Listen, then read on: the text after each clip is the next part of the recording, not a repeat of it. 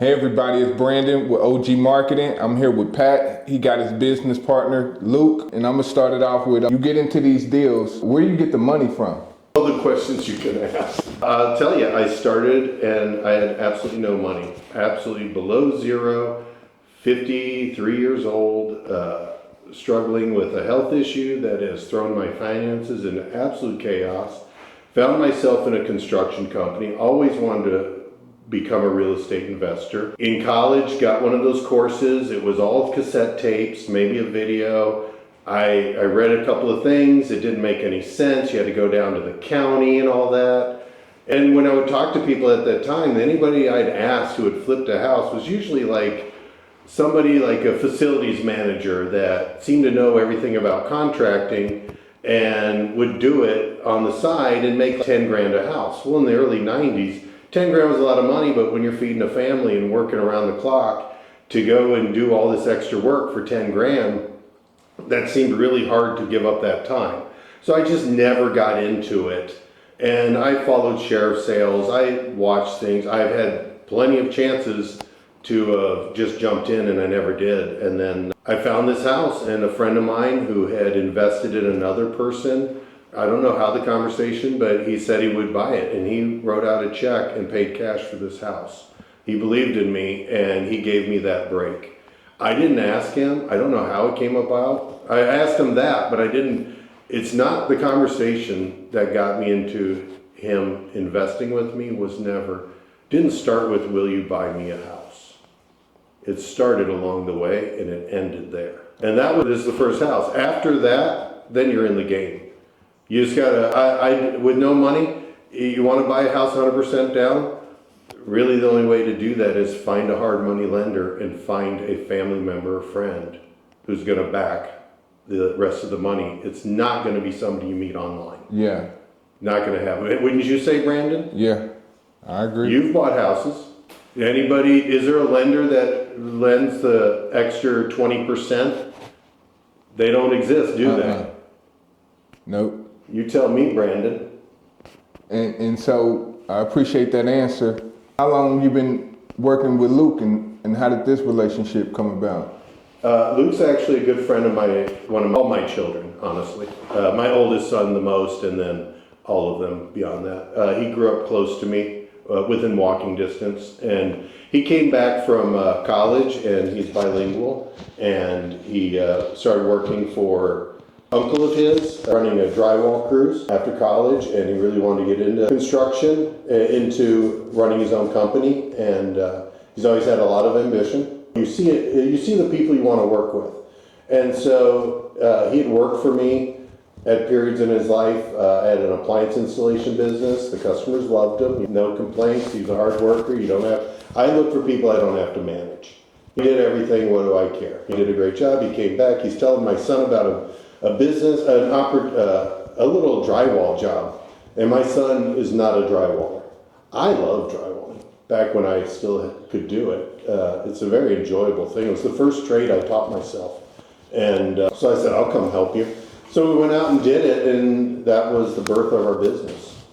And so we started a construction company together 4 years ago. We eventually split apart. He's pursued more of the commercial work. I've pursued more residential. But we do both do the same thing, and we do partner up on deals and operate job sites together. So he's been on the journey of the home flipping from day one, and we do own properties together.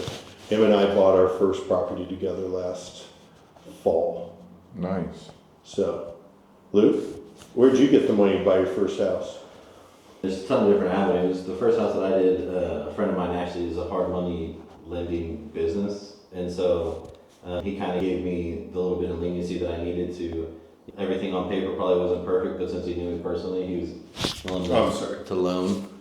And so with that, they gave me the opportunity to get that first house. And since I already had the crews and had already been doing the contracting side of it, it was a lot easier on the labor side to just flow it versus just wanting to invest and not knowing the contracting side or having the money side.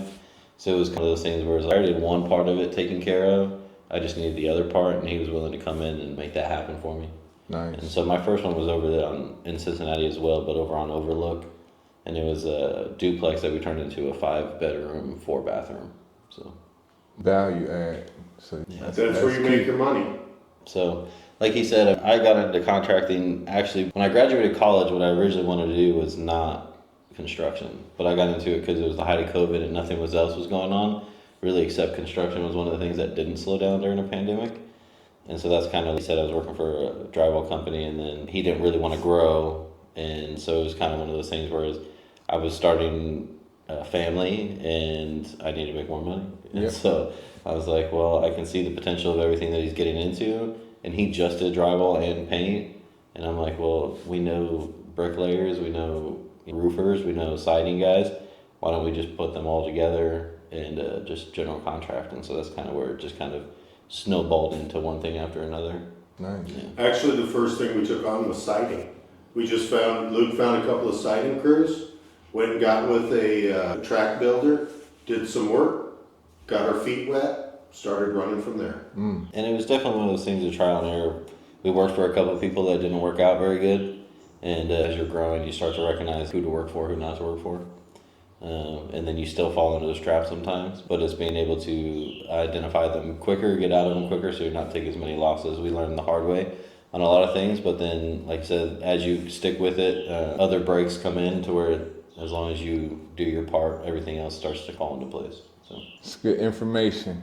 The longer you're in contracting, the easier it gets, because the way to know if people are good at business is how long they've been in it. Contracting, you can't lie.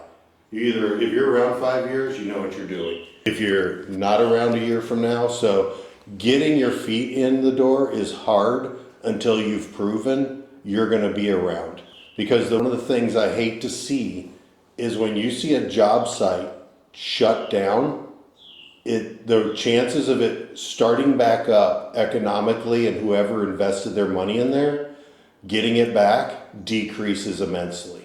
So when you see somebody rehabbing a house and you're watching it and then you all of a sudden notice they're not working on it anymore, that property's in default. There's a problem.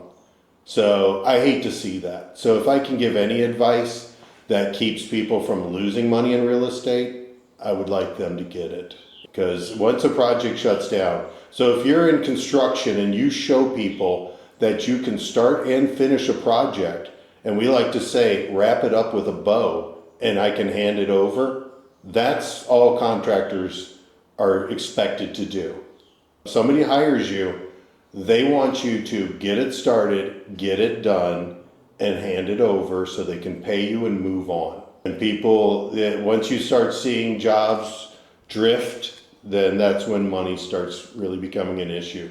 You've got to, it's too expensive to let a job drift. You've got to be on these jobs.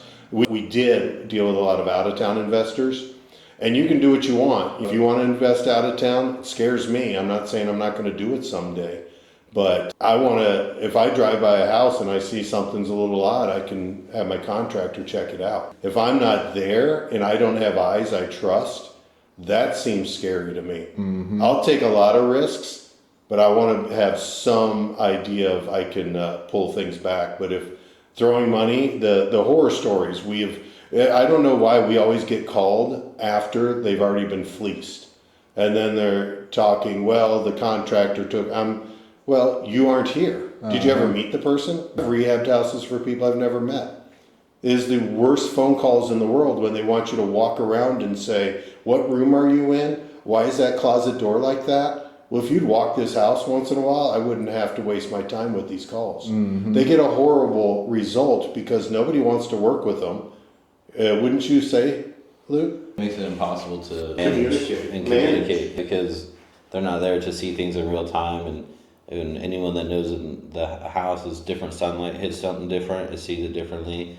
And there's so many details that are missed that you just can't see on a camera.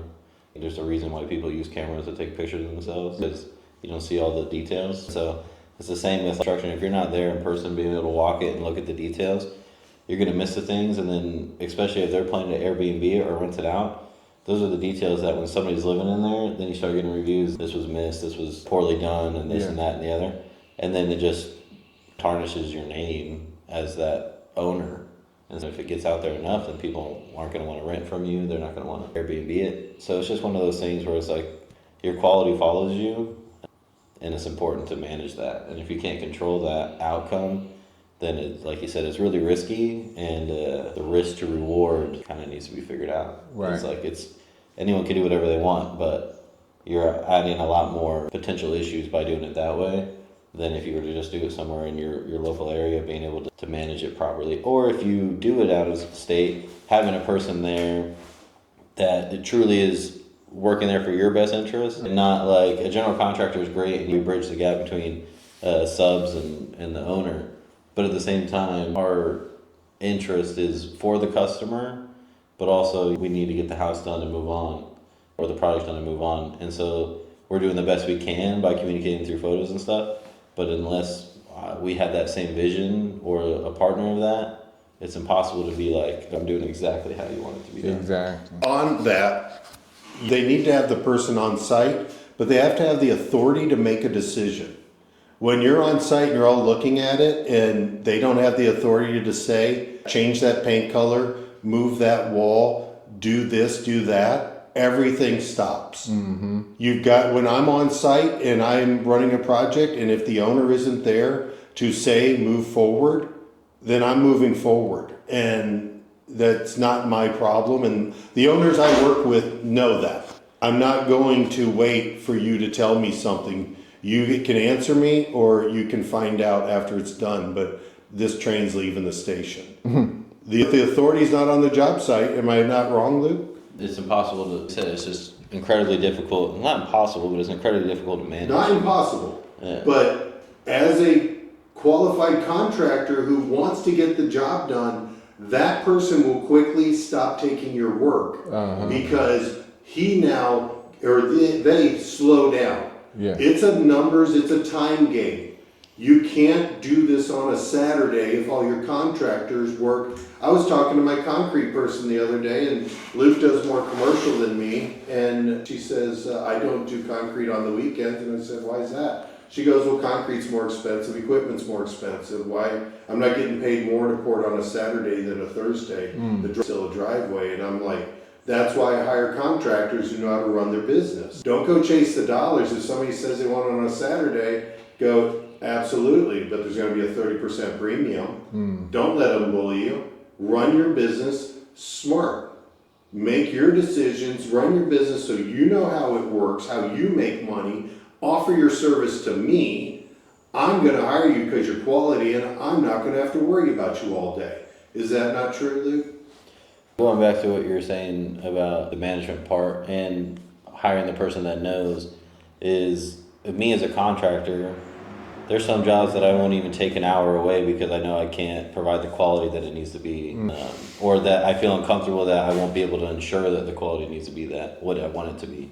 And so going back to hiring the people that they know their means and they know what they're capable of is also finding those right people. I would be lying to you if I said, oh, I can rock out a job in Columbus and it will turn out exactly how it turns out here in the Cincinnati area. I could probably get it done and I could get people up there, but I can't guarantee what the outcome will be. And it's the same with the concrete person. Is she knows the quality that she can do for each job, and don't be bullied out of your service, but also stay within your means of going, this is what I can give you, and I can't sell you something that I can't give you. Because the second you start overselling and under-delivering, it's just not going to get you where you want to go. I like how them jack of all trades, it just accepting every job just because somebody in need of getting something done. Hey, I can do that, and really you can just do flooring, but you trying to do plumbing and electric, so. That's a trap people fall into.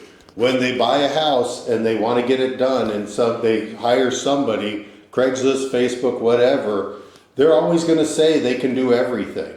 And generally, if you're getting somebody off of those websites, and I advertise on them also, if you get somebody that is just starting out and they do flooring, they're going to ask for everything if you make it available to them, and they're going to do just like you, and they're going to ask all their friends.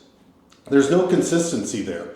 Give them one task, see if they perform it well, let that get done, and then hire your next contractor. There was one principle I learned in college that I remember.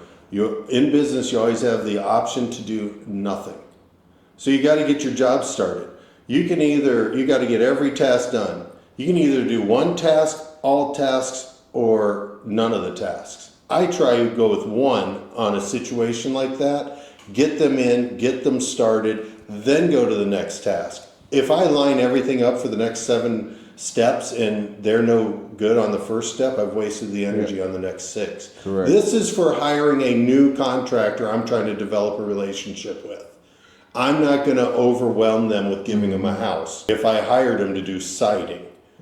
Exactly. They're not advertising as a general contractor.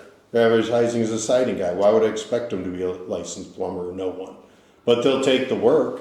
And if you're out of town and somebody says, I'll do it all, and they'll agree to whatever price you think it should be in that community that you don't live in, that you don't know the labor source, and you're just guessing, and they're going to give you the price you want. We see it all the time.